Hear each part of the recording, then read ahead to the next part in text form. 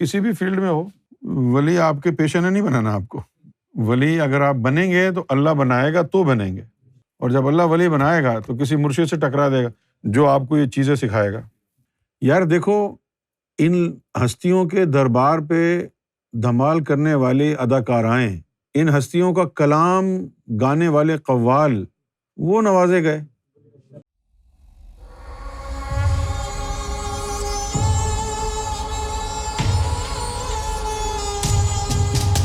کسی بھی فیلڈ کا آدمی ولی بن سکتا ہے اللہ چاہے تو.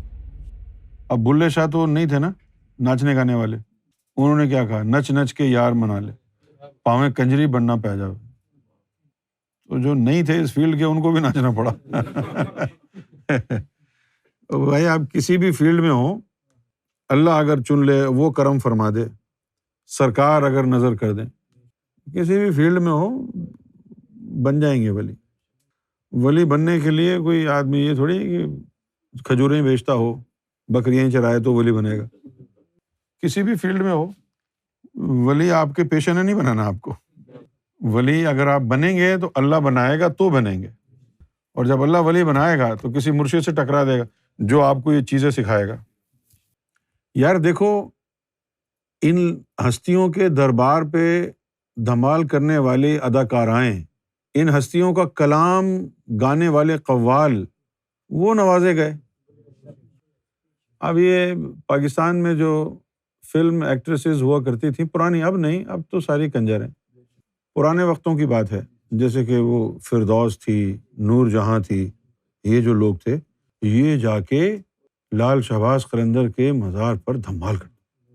نور جہاں نے کتنے گانے گائے لال شہباز قلندر کے حوالے سے تھے.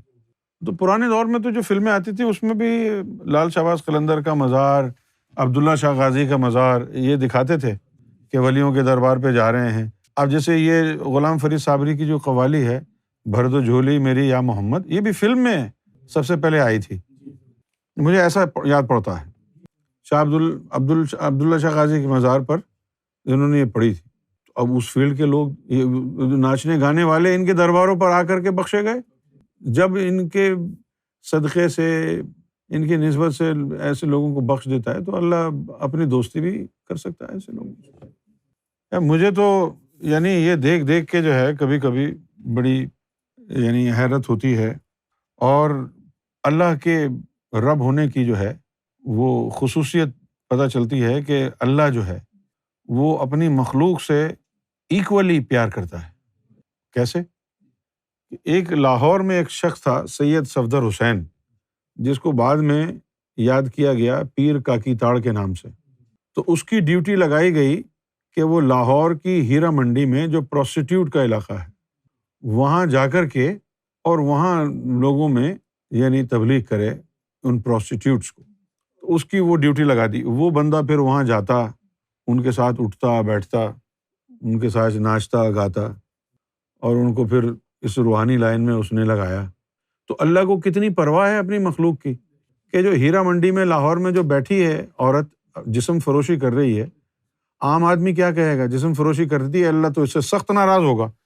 لیکن ایسا نہیں ہوا. اللہ کو اس کی بھی پرواہ ہوئی کہ میری وہ مخلوق بھی جو کسی مجبوری کے تحت ہیرا منڈی لاہور میں بیٹھ کے جسم فروشی کر رہی ہے، اس کو بھی ہدایت ملے. اللہ نے اس کی ہدایت کا بھی بندوبست کیا ہے.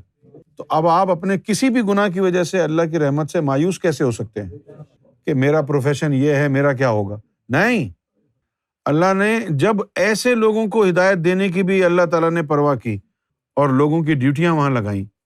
تو آپ کسی بھی پروفیشن میں ہوں، اللہ کا کرم ہر جگہ آپ کے اوپر ہو سکتا ہے، کیونکہ کرم اللہ نے کرنا ہے، پروفیشن نے نہیں.